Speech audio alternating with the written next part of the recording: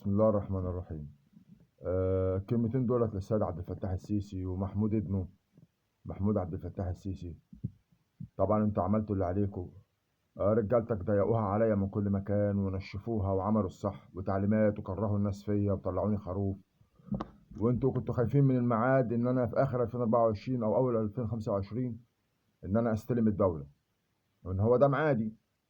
طيب يا عم وانا ما استلمتش رغم ان طلبتها كذا مره. المفروض ان لو ربنا هداني يا استلمها يا اسافر بره، يا اما اتجوز تسيبوني في حالي، يا اما مراتي ترجع وتسيبوني في حالي، المهم يعني. طيب انتوا كل اللي يهمكم انكم تفضلوا تلووا دراعي، عايزين تكسروا نفسي باي طريقه عشان امشي تحت باطكم، اعمل لكم اللي انتوا عايزينه واراضيكم. طيب ماشي يا عمي، والله والله ما بكذب عليك.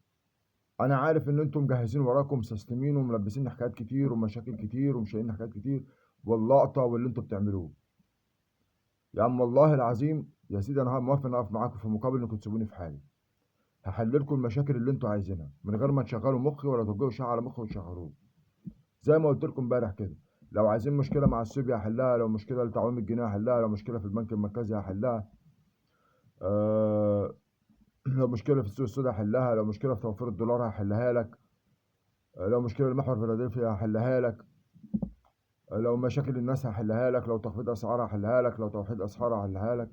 اللي انت عايزه كله شوف انت عايز ايه وانا احل لك، في مقابل انكم تسيبوني في حالي. يعني بطلوا تقرفوا فيا وتبتزوا فيا وتوجعوا قلبي، في مقابل ان انتوا تفضلوا كل شويه تشوهوا في صورتي وتكرهوا الناس فيا وتخلوا الناس تمسك فيا وبعدين محاصريني وبعدين متفقين عليا ومهيجين عليا العالم كله ومشبكيني مع الدول كلها ورافضين سفري، وبعدين عمالين تضايقوها تضايقوها تضايقوها لحد ما اتحبس. انا عارف ليه، لاني انتوا عايزين اكون تحت باطكم بالعافيه، وانا 50 مره اقول لكم عشان اكون تحت باطك لازم تكون الناس في ايدي ولازم ارضي الناس، لان انا يهمني مصلحه الشعب الاول قبل مصلحتكم، مصلحه الشعب ومصلحه انتوا رفضتوا تخلوا الدول تسمع كلام بره. بعت للدعم السريع رفضته، بعت للسودان رفضته، بعت لايطاليا رفضته، هدنه للسودان رفضته، هدنه في غزه رفضته. كل ما اعمل ادور على حل للمسلمين بترفضوا.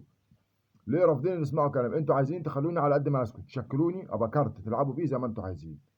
يا عم انا قلت لكم هسيبكم تسرقوا الافكار اللي انتوا عايزينها وشوف عايزيني اعمل ايه هساعدكم فيه. بس صدقني انا من جوايا من جوايا ربنا اللي عالم باللي انا فيه. في مقابل انكم تسيبوني في حالي انا وزوجتي وعيالي. ايه العيب في كده؟ ولا تقرفوني ولا تضايقوني ولا تخنقوني ولا غيره. انا عارف ان انا معادي جه، وعايز اقول لك اني صدقني بجد والله العظيم عبد الفتاح السيسي ممكن ما تبقاش نهايته نهايتك ما تبقاش في 2030، ممكن تبقى قبل كده. ترامب جه يغير الاقدار عشان تبقى عارف، ترامب جه يغير كل المواضيع. ممكن تبقى السنه دي في 2025، ممكن تبقى 2027، ممكن تبقى 2028، ممكن تبقى 2038.